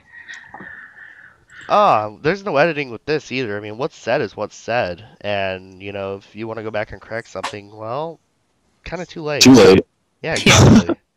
The only editing that goes into my videos is, you know, just my logo on the still frame photo when you click on it on YouTube. That's it. That's all it is. Which I wish I could do that, but considering on my normal channel videos, which I haven't uploaded one in like 5 months, but I will say this though, on the Model News one, it's not hard to do that still frame because it's the same frame all the time. Right. But we were talking about Linkboat earlier and how we were dissing link belt, even though the picture is of a link belt crane. Well, I wouldn't say it's dissing, but it still is link belt for fuck's sake. I'm assuming you were alluding to the Tonkin link belt models. Is that what you're talking about? No, he's talking about real machines and stuff. Oh, okay. Which, Okay. now that you got us on the topic, yeah, they do look kind of cool, but I don't see myself buying them. But you never know. It might happen, actually. Wait, I think I did have one pre-ordered from DHS, though. I might have. I don't know half the shit I order after a while. I'm right there with you on that. It's like, it goes like this. I order something, I fall asleep, and I don't remember until the box shows up. which cuts away the waiting deal, you know? Well, I mean, the rude awakening for me is obviously when you look in your bank account and go, oh, okay, must have ordered another model. Exactly. It's hard to forget when you're looking at your bank account. Well, I mean, I just bought a new car a couple weeks ago, so... Nice, what'd you get? 2016 Chevy Impala. Really? Good for you, man. It's a nice car. I like the computer systems, even though I don't even understand all of it. What color did you get? A metallic blue. Ooh, that's actually one of the better factory colors, I think. Yeah. Of course, I wasn't gonna continue with my stepdad's tradition and keep getting Dodge stuff. I like Dodge, but it's just like, you know, something different. Kale, you drive an awesome older Dodge Ram or something, right? Or Dakota? A Dodge Dakota, yeah, mini Ram. Those things Yeah, are it's nice, a man. 97. There's a joke I want to make about the 340 Tonkin now. Let's hear it. Okay, so me and Kevin Drennan, or Diesel, or Catmac 316 there, that's his name. God, sorry, Kev, if you don't... God damn, I did it again. Sorry if you don't want your name out there, but too late. Don't worry, me and him are too much alike. It's scary. But Yeah. pretty much we made a joke a while back on a live show that the 336 or the Tonkin 340 is like, we put comparison. The 340 is pretty much what would happen if a 336 banged a 345. And it is just that, pretty much. Nothing? I'll give you a courtesy laugh. How's that? No. God damn, I suck. One thing first, just going back to what you were talking about with Catmac 316. For all you guys listening, if you want another laugh, I sent Kevin a very rude awakening message after he said my full name, which I didn't appreciate. So, Catmac, you're not the only one, dude. So I'm with you. Wait, that was me. Oh, that was you. Okay, yeah. Wait a second. Nah, I'm getting it. Yeah, I'm sorry about that. That was my fault. Yeah, it's all good, man. I didn't know, so. So the 340. Do either of you guys? I know, Kevin. You said you didn't. Kale, do you have one? No, I've thought about it, but I just never decided to pull the trigger on it. Here's the deal. It's a decent model. I mean, I got it when it first came out, so obviously there was some quality control issues. But that aside, it's nice looking, and it was at the time the first excavator that I really had that was in the 40 range. I had plenty of 30s and plenty of other stuff, but it's a Chinese market machine, so you're not going to see a lot of them here in the States. But it's one. Decent. There's got to be one. Yeah. Knowing us, we like to import stuff from China. Walmart. And that's why I think a lot of the Tonkin stuff really wasn't that well received by American collectors, was because, it was either European market or Asian market cat equipment. I agree. Yeah, true, but I know the story behind Tonkin of Europe and how that came to be Tonkin of Europe, but I gotta thank Sal for that one, because his ranting on WSI for that crane thing, and this time ranting was a good thing, actually led us to discover why Tonkin of Europe was formed. So there's a lot, like, I cannot believe that this guy still is giving us information. He gave us information on the whole license transfer thing. Like, he's the one that spilled the beans saying that the parent company of Diecast Masters, I think they're like Custom Models of Australia or something like that. Right.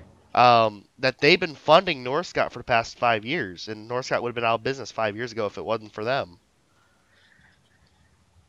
That's kind of a similar story to what I got. I got really that they were part owners, I guess, if you will. They definitely had some economic involvement in Norscot. But one thing I will say is everybody that I've talked to at the new company, which has been like 2 people, so I don't want it to sound like I've talked to everybody there, they seem like they really care. And I know we've heard that before. I know that Tonkin said they were going to listen to us and all this other stuff. But if they really are going to say, hey, you guys who are buying our product, what do you want us to make? What do you want us to produce in terms of scale models? I think that's going to be huge. 321. 321. I'm Zero biased. tails. I'm biased on this one, though. I mean, look at my Skype profile picture. Cal, I'm not sure they'll be able to make you a pack of Coors Light, but you can ask. Yeah, you never know. It's funny because replicate 150th scale Coors Light.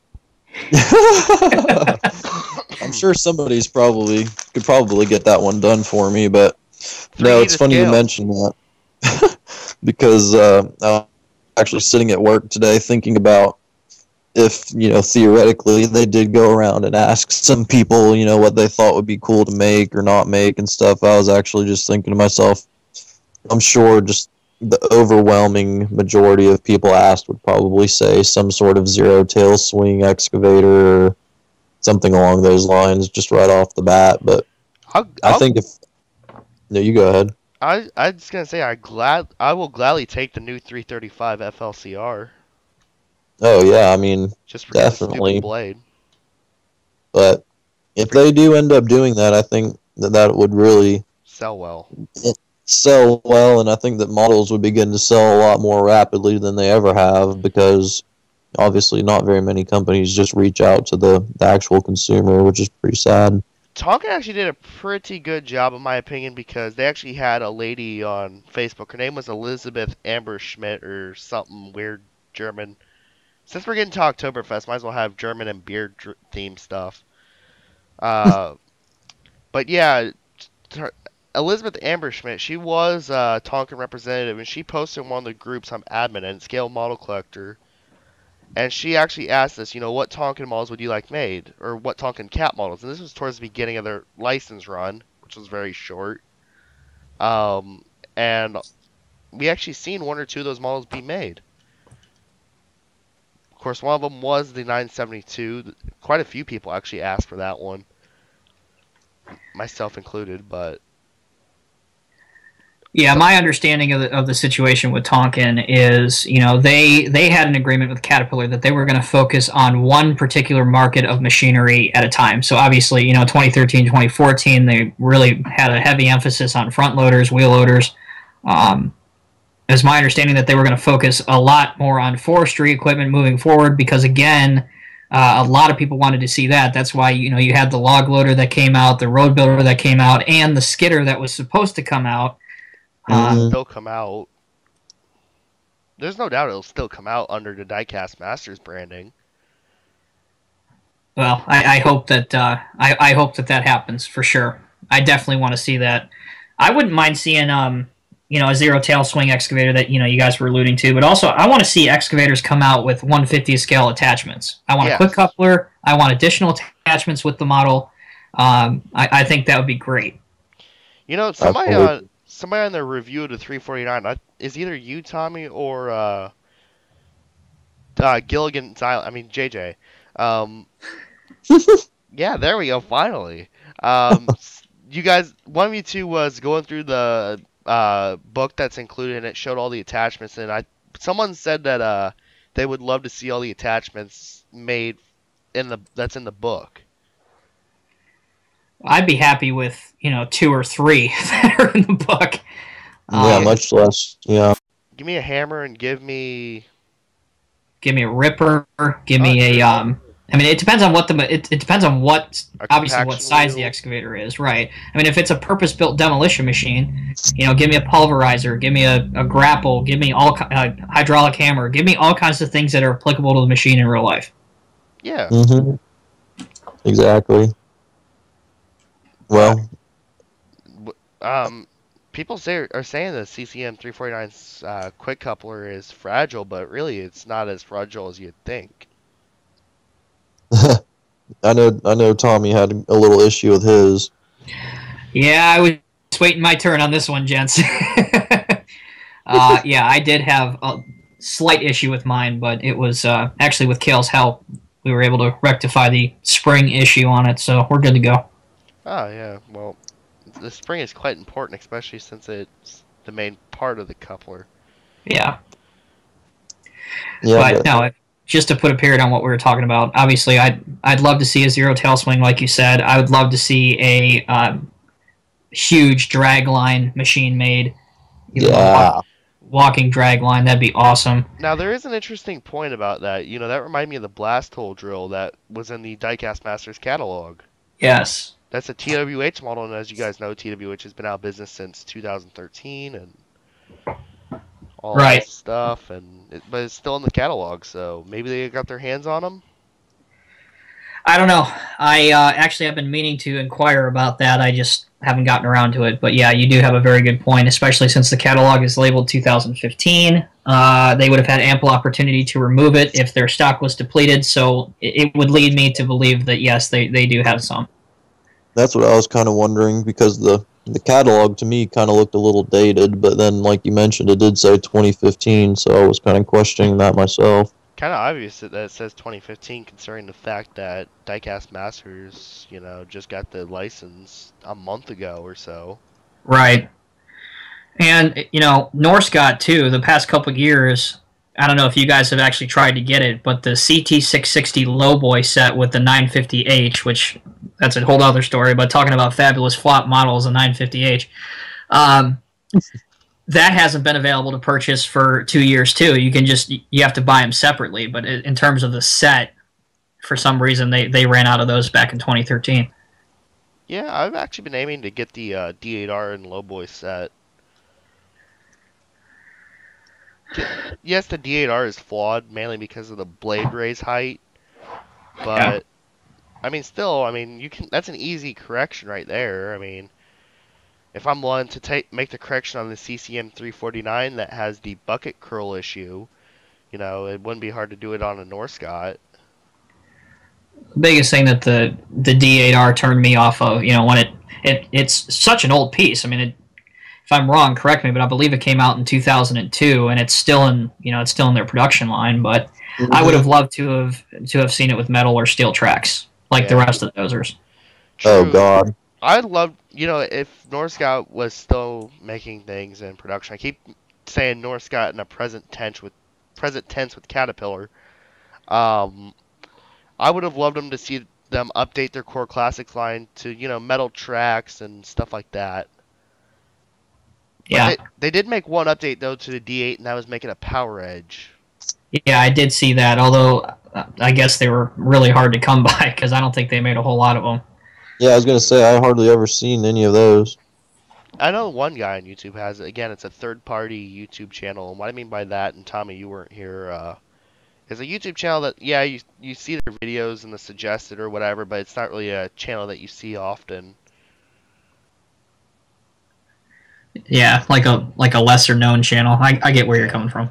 Yeah, like you got your mainstream channels like, you, Tommy, 328 DLCR, Rabbit Smeller, Mike. You know what? I just give up on his last name. I call him Bazooka. Boozicane? I just call him Bazooka. Fuck it. Might as well. Well, not to get too sentimental, but having my YouTube name with those guys, that's pretty good freaking company. So I'm glad to hear that. Well, yeah, Absolutely.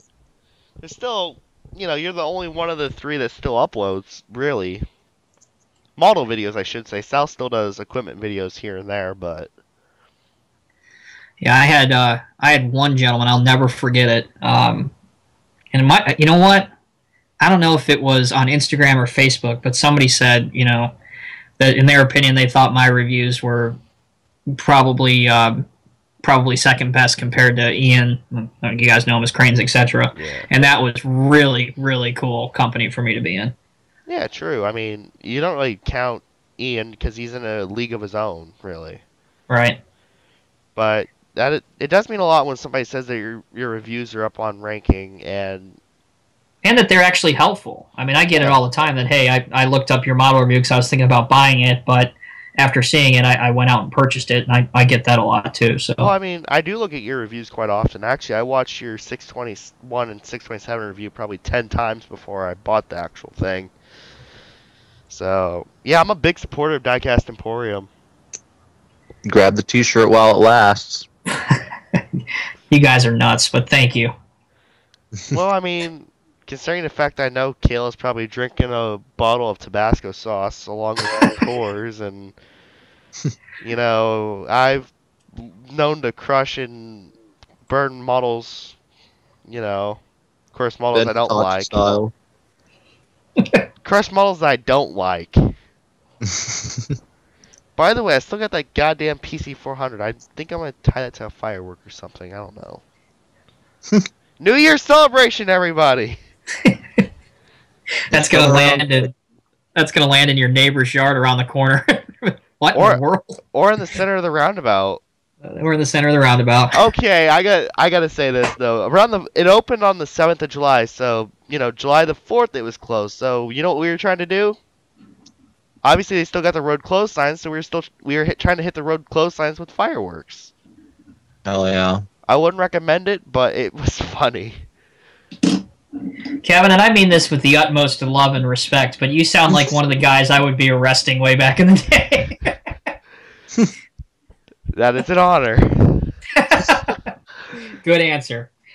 Good answer. Well, I mean, God, what the fuck are them things called? On sticks that you're not supposed to hold in your hand when they're lit? Bottle rockets? Roman candle. No, yeah, bottle rocket. Those are what we shooting at them. One of them actually missed and actually hit the Bobcat E85 that was parked behind it. It was a rental. Don't worry. 3D never knew. Of course, one kid thought it was a smart idea to throw his bike helmet in there, and he's like, "Oh, I'll get it tomorrow." It was it's the day after, and Tommy, I know you're a massive NASCAR fan. I am, definitely. It was after the July Daytona race. He thought it'd be a good idea to throw his bike helmet in there and then retrieve it the next day. Turns out the next day we were pouring cement into the hole to fix the underdrain pipes. Jeez. He never got his helmet back either. It's in a concrete It's in a concrete grave. Excuse me. Yeah. Of course, that day was awesome though, because I remember there's a Burger King probably about half a mile from my house, and the road on either side is closed. So there's just a little segment that's open. Of course, there's a bridge project in the roundabout. So they said, you know what? Here's $20. Go to Burger King. Go get us breakfast. I was like, how? I don't have my car keys. It's like, just fucking take the skid steer and just go. They literally let me take the skid steer to Burger King and get breakfast. Boy, I'm sure their superiors would love to be hearing this now. Oh, he was in Beech Grove. Okay. The foreman was in Beech Grove, so he didn't care. So I'm not gonna say any names, but there's a father and a son in there together. The father sat in the excavator all day because he couldn't get out of it. Not saying that he's fat or old, but he's fat and old. Pretty much. But he was awesome though. He let me operate the IT-28 on multiple occasions and the skid steer.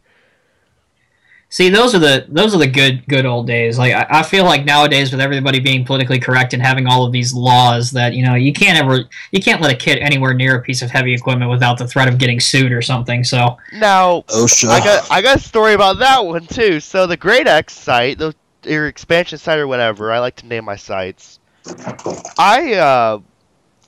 After being at the roundabout for so many months and just doing whatever I wanted, I walk in there and plop my ass down right next to the M318 while it's digging out roadway. And then the operator goes, "What in the hell are you doing?" I'm watching. Get back over there. But I'm used to seeing this close. Get the fuck over there. get behind that yellow stake, and like ever since that. And then the safety chick comes up to me and goes like, are you over 18? Sorta. No, you're not. Get over there. So It happens. yeah, and I still hate that safety chick, even though she's like, don't worry, I'm not going to eat your head off. I just have to do my job. I was like, yeah, I understand. I got to do my job, too. I got fucking 3,000 people on Instagram that look at my photos, and, like, it's like, I got my own job to do. I'm on my own mission. Kevin, I hope you told her that directly to her face. I hope you said, "Don't you know who I am? I'm a celebrity. I have 3,000 followers on Instagram." Exactly. You can't do this to me. Yeah, exactly. I have more followers than Barack motherfucking Obama. You cannot let me do this to me. I have VIP clearance.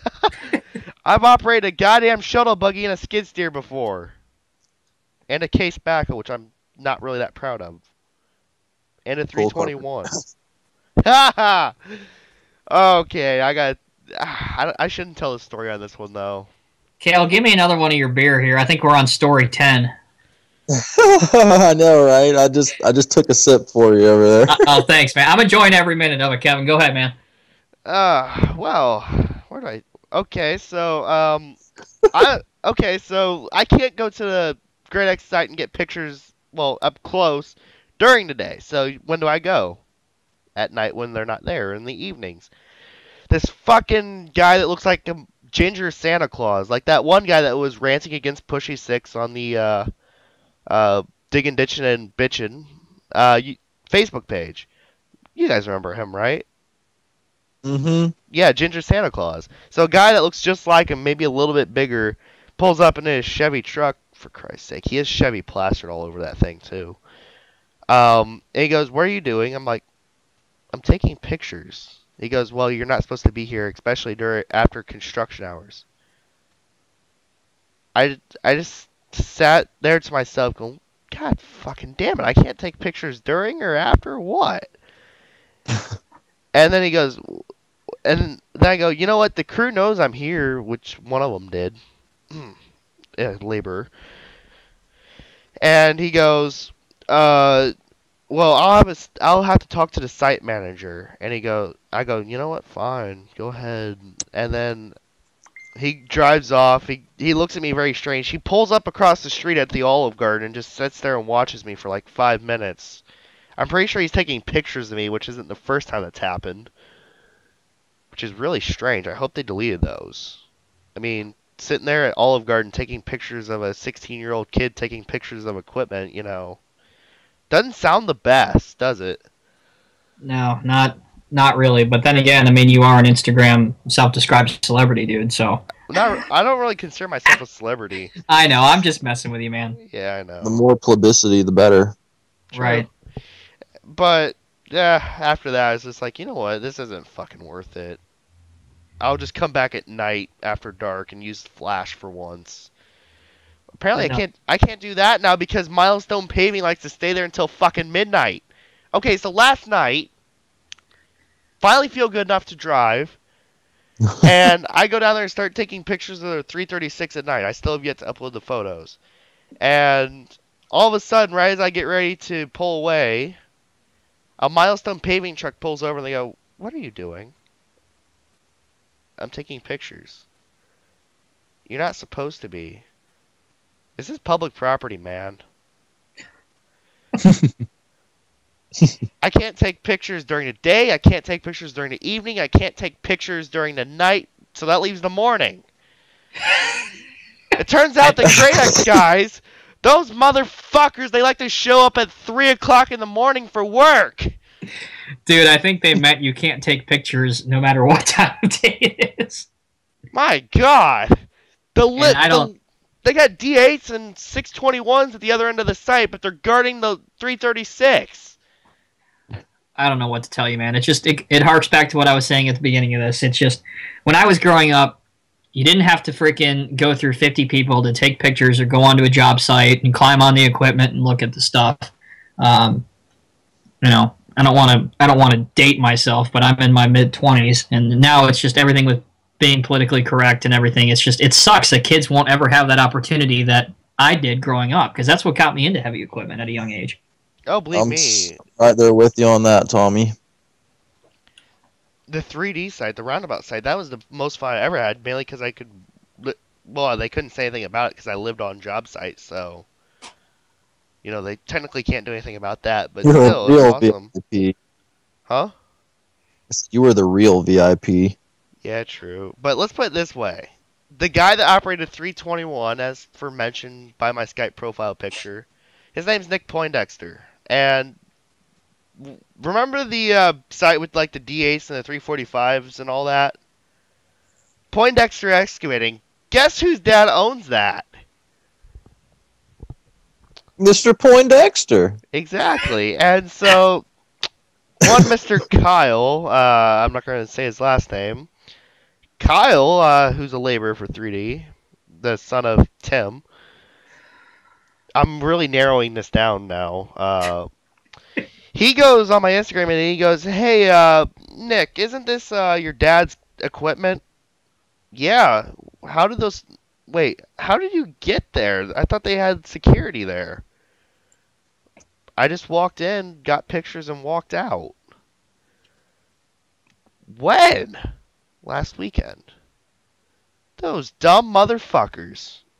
It happens. Everybody on that job site should have been fired. Well, I'm still doing my job, so I'm not getting fired, I guess. Of course, I guarantee you he did not say anything to his dad or any of that, because, pretty sure he Gotta likes me. keep the family. Yeah, I'm pretty sure he likes me, so not in the weird way, but I'm pretty sure I'm okay with him. Yeah, it could be weird. Being politically correct again. Here's what I want to know, gents, and this is just because I have a cynical mind, I guess. But how did we go from hey, bring your kids to work on the job site, or have your have young kids check out the equipment, to you can't even set foot on a hard hat restricted area? I want to know the story that made us go from point A to point B. Did somebody get run over or something? Probably. Yeah, that's what I'm guessing too. Let's put it this way: a bunch of Mexicans having lunch underneath the backhoe. Yeah, that's. You remember that picture, Kale? Like it was yesterday, yeah. Of course, it was yesterday. Yeah. God, but I see that every day. No, yeah, I mean it's you just nowadays. I mean, I would have to guess, like you said, Tommy. It's been something that's happened slowly but surely over the past, I would say, 10 or so years, where I think just common sense in people is just pretty much just sunk to an all-time low, which has caused just senseless accidents to happen, people backing into other people, running people over, just anything. Amen. Really. It just caused safety standards to just go to an all-time high like they've never been before.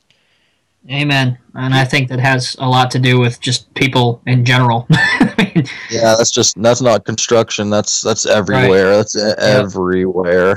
Let's put it this way: there's so many ignorant people out there these days. Like, let's put it this way: back in the 70s and 80s, and even into the early 90s, I am very hesitant to say because there are some people out there.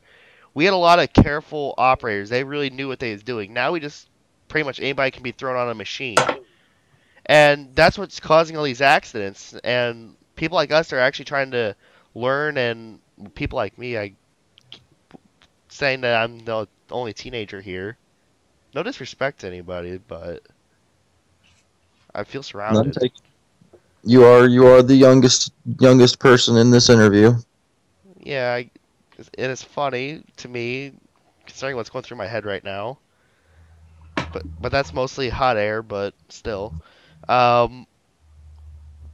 But that's just this whole interview as a whole. Yeah, pretty much. But let's put it this way: we got people like us that actually want to show our interest in the hobby and be around the real stuff, not just collect the models. And then there's just the people that just don't care, that's ruining it for all of us. For example, Cole Carpenter.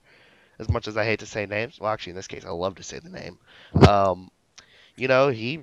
He pretty much sold all of his collection and starting to make fun of everybody's families. I mean, it's happened to me. It's happened to 328. It's happened to a lot of people where he's just making fun of their families and stuff, and it's just immature bullshit like that that's ruining all this for everybody.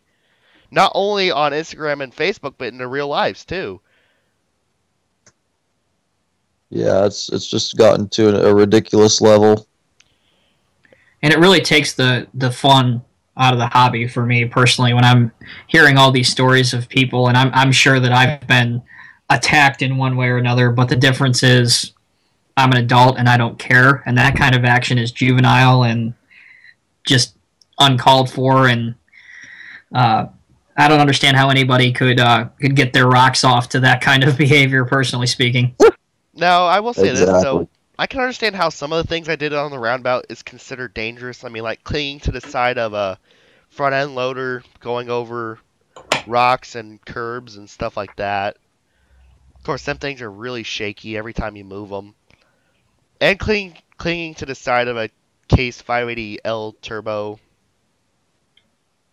most of the time, and then getting to the extent where your arms are getting tired from hanging onto the grab rail and then, just sliding Falling up the off side. into a face plant. Not falling off, but being huddled up in the little foot space that you got, trying to not fall out of the machine, hoping the door will latch finally. I can see how that's a little bit dangerous, but not completely. Of course, It happens. Of course it's dangerous, but still.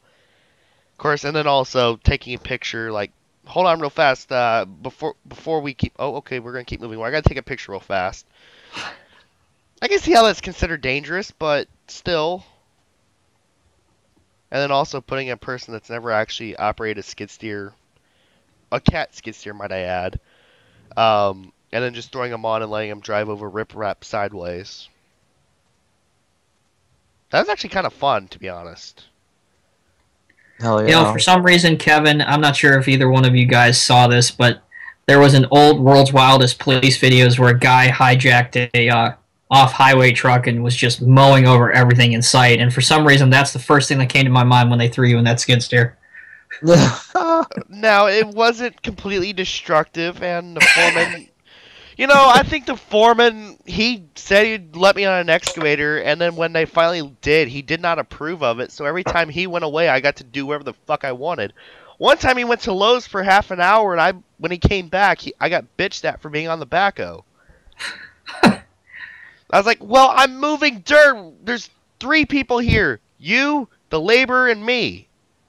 And you're not here, so who's going to actually move the dirt for the laborer who's never ran a backhoe before? You should have asked him to pay you a little bit of money for your work. I got paid. Okay, good. And I got a 3D hat, which I'm actually sporting right now. Oh, nice. Hell yeah. Which, it looks like the Indiana Pacers. It has the team colors, which I'll never forget the line. It's the last day of school. Alright, this pissed me off a little bit, though. I gotta go into this. The roundabout site started April the 6th, which was the first day back in school from spring break. And the 321 and IT-28, which were the main attractions for me, were hauled off on the last day of school. For that 9 fucking week gap, I missed a total of 12 school days, which is actually quite a bit. But I actually was sick most of those. But I was so sad when they hauled that stuff off. It's like the first thing I would do every day was go to the site and see what was going on, and then take out my phone and get a couple videos and pictures and stuff. And they took that away from you. Yeah. But God, how do I say this? This second last day of school, I go, well, I sort of been patient with the foreman. I go, you haven't fulfilled your promise of letting me operate an excavator yet, even though I had behind his back. It's just another excuse to get in the cab, And of course, I think we've all come up with those excuses to get in the cab, right? Hell yeah. And it's like, for me, I was lucky enough. All I had to do back in the Stone Ages was ask. Yeah, pretty much. And then he goes, well, we can't today. I was like, what about tomorrow? Oh, tomorrow, it's gone. I was like, what the fuck? And then I just sat there the entire night, sitting on the 321, and then eventually in the cab of the 321. You see, this is why you don't give me a cat key, ladies and gentlemen. And just sitting there the entire night, just like, I'm gonna miss it. Like, it's been 9 weeks with this well, they're now 10 weeks with this thing, and it's been awesome. Ow! What in the world was that? I'm sorry, that was my sink. I think it was a Pizza Oh. Rat. Or Rat. Wait, yeah, Pizza Rat. By the way, that's a Halloween costume now. They'll come up with anything nowadays. Yeah, pretty much. And they have one of the best models ever portraying the Pizza Rat. Dare I even ask what a pizza rat is, or is that a generational thing? Remember That the is... remember the rat that was dragging the slice of pizza down the subway in New York? No, but I'm sure there was. Look it up on YouTube. Okay. Hold on, I'm writing this down. Look up Pizza Rat. pizza rat. Okay. Duly noted. Yeah, DiecastEmporium was watching a video under my suggestion. I feel honored. Well, I can give you a whole bunch of other videos, but I'm not sure if you're over 18 yet. No, I'm just kidding. Let's go, porn! Hey, now, I didn't say that. I just made an assumption. Okay. We need to add any subliminal messages here. There you go. Patrick Starr. Well, guys, it is starting to get a little bit late here on the East Coast. It's 11:08 p.m. Eastern Standard Time. And some of us, unfortunately, do have some details that we do need to get done before the night is over, and work is knocking on the door tomorrow morning, unfortunately. I'm with you, Cal. I got to be at work at 3:30 a.m. Oh, blah. I just cried a little bit for you right there. That's part of it. Crazy to think I went to college for, well, my undergrad for 4 years and my master's for 2 years because I actually wanted to do this. What was I thinking? Oh, believe me, I'm probably going to be up for the rest of the night working on stuff. Hopefully new logos for the channel. I know I'm working on a camo Model News logo for Veterans Day. That's a Well, nice guys, touch. you heard it here first. We're going to have a camo logo on the Model News channel for Veterans Day. Might as well, you know. Right? The veterans deserve all of our support. Yeah, they do. They really do. And besides, All right, guys. Well, like I said at the beginning, thank you guys for having me on. It was an honor to be on your show. If you guys will have me back sometime in the future, I'd be happy to come back on. So thanks again, guys. all right, we're gonna wrap it up. So, guys, everyone, thanks for watching. Thanks, Kale, Tommy, for joining us. It's definitely been Absolutely. fun, and it's over a gigabyte now. So, jeez. So yeah, guys, thanks for watching. Stay tuned for episode 7 of the Kevin Show here shortly, and we'll see you later. Peace out.